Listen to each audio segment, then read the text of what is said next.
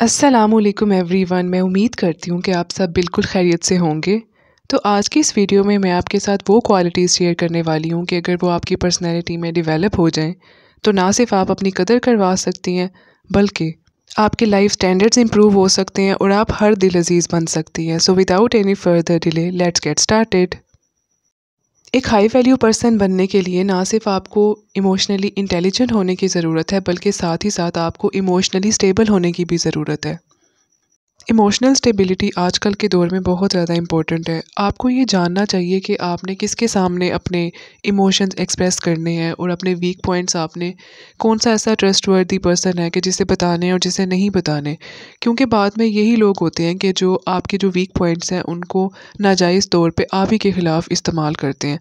तो अपनी पर्सनैलिटी को हाई वैल्यू बनाने के लिए आपने सबसे पहले ख़ुद को इमोशनली तौर पर मजबूत करना है। कहा जाता है कि जिस तरह से हम खुद को ट्रीट करते हैं तो ये दूसरों के लिए एक टेम्पलेट है कि वो हमें किस तरह से ट्रीट कर सकते हैं। तो आपने आज से ही अपने आप से ये वादा करना है कि आपने ख़ुद को दिन के 10 मिनट ज़रूर देने हैं। आपने अपनी सेल्फ़ केयर ज़रूर करनी है, आपने अपनी हाइजीन का ख्याल रखना है। उसके साथ साथ आपने अपने आप को डेली रूटीन में कम से कम इतना प्रेजेंटेबल ज़रूर रखना है कि बाकी लोगों को ये अंदाज़ा हो सके कि आप ख़ुद को कितनी वैल्यू देती हैं। आपने ये बात हमेशा याद रखनी है कि आपका कंपैरिजन किसी के साथ नहीं है। आपने सिर्फ़ और सिर्फ खुद को खुद के साथ कंपेयर करना है और आपने ये देखना है कि आप कल क्या थे और आज आप में कितनी बेहतरी आई है। अगर 1% भी आपके अंदर बेटरमेंट आती है तो believe me you are on the right path. बस इतना करें कि खुद को अपग्रेड करते रहें, जो भी फैशन ट्रेंड्स हैं आप उनको फॉलो करते रहें, अपने लिए कुछ नई चीज़ें ख़रीदते रहें, फिर चाहे वो महंगी ना हो या फिर बजट फ्रेंडली चीज़ें ख़रीदते रहें। इससे भी आपकी पर्सनैलिटी काफ़ी ग्रूम होती चली जाती है।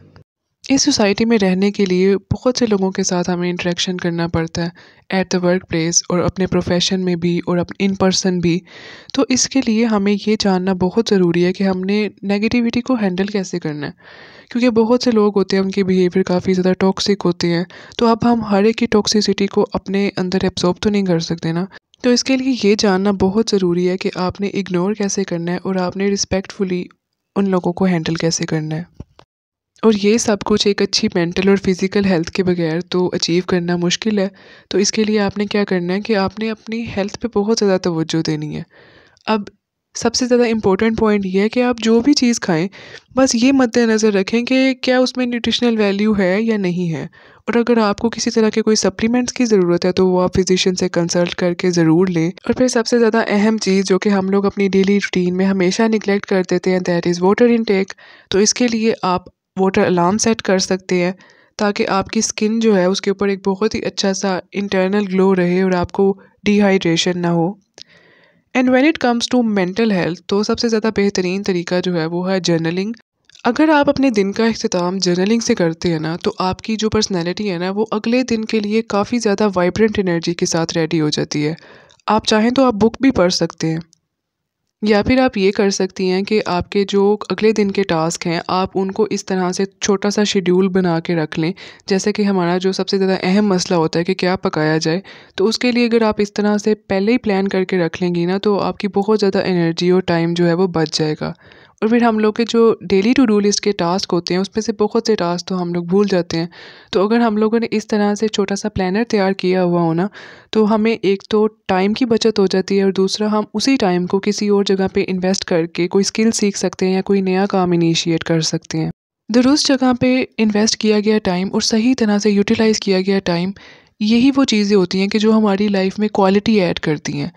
तो आपने क्या करना है कि आपने यही सोचना है कि आपने ख़ुद को फाइनेंशियली इंडिपेंडेंट किस तरह से करना है। आपके अंदर जो सलाहियत है आपने उसको किस तरह से यूज़ करना है। क्योंकि अब वो दौर नहीं रहा कि आप ख़ुद को घर पे ठा के तो ज़ाया कर लें या फिर आप अपनी सलाहियतों का इस्तेमाल ही ना करें। तो एक हाई वैल्यू पर्सनैलिटी अचीव करने के लिए आपने आज से ही सोचना है कि आपने ख़ुद को फाइनेंशियली इंडिपेंडेंट किस तरह से करना है। And last but not the least, आपने अपने दिन का कुछ वक्त अपनी स्पिरिचुअल ग्रोथ को ज़रूर देना है। फिर चाहे वो जिक्र के ज़रिए हो या फिर आप कुरानिक ट्रांसलेशंस पढ़ सकते हैं या आप कुरानिक जर्नलिंग कर सकती हैं। तो आई होप कि वीडियो आपको अच्छी लगी होगी। तो प्लीज़ मेरे चैनल को सब्सक्राइब कर दीजिए। Stay happy and stay blessed.